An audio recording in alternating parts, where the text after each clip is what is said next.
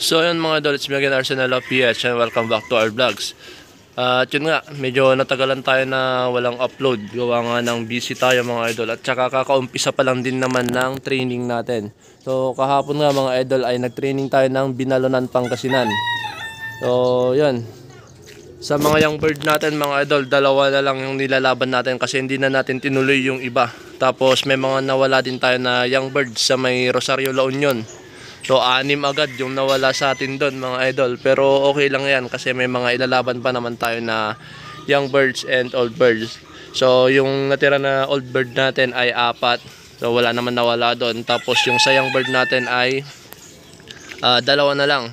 Pero yung young bird natin na nandito mga idol ay 6 ata o 5. So yun lang, hindi natin sila pwedeng ilaban. Kawa nga ng hindi pa okay yung mga balahibo nila.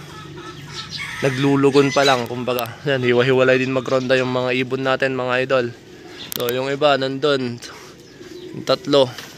Tapos yung iba nasa tangke na ng tubig. May mga tamad lumipad. Pero open loft naman sila ngayon mga idol. So ngayon nga pala ay Huwebes. At dito nga mga idol ay habang napaparanda ako ng mga ibon ko ay mayroon good news dito sa ating loft. So dito sa baba pala mga idol ay tinanggal muna natin yung mga ibon. Gawa nga na nilagyan ko ng aso. So nilagay ko si Clover dito. So yung mga hen natin ay nandito. Yung mga naman natin ay nasa likod. So dito sa bahay ng ibon natin ng mga stock bird ay meron tayo dito ang aso na nanganak. Yan.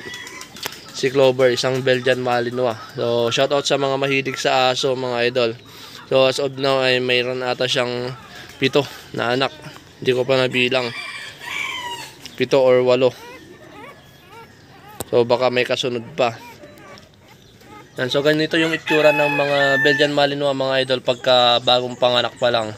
So maliliit pa. Siguro nasa 5 to 6 inches yung haba.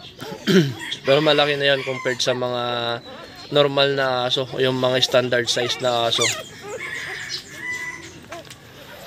So yan tatay nila, si Lucas. Yan, yung mga old bird natin mga idol ay okay naman yung mga uwi nila. Same din sa mga young bird natin na 2. Halos sabay-sabay naman sila. Pero yung old bird natin na isa, yung red ring natin, kumbaga senior citizen na sa karera mga idol, laging nawawala. Maaga pa rin umuwi pero hindi siya pumapasok kagad. So yan siya. Pinangalanan namin to dati na Antipolo kasi unang karera niya nawala sa Antipolo. Tapos after 2 weeks bumalik. So yun nga mga idol, yung mga hen natin ay nandito na rin. So good news nga pala mga idol, shoutout nga pala kay Sir Mega Mindlop. Yung isang anak nito ay nakapag top 2 ulit last Sunday sa NLUPL. Yan, so rank to siya sa clacking ng fan race nila.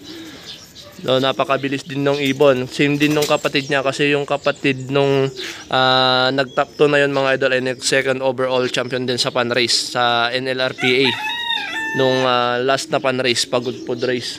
So yun yung nanay.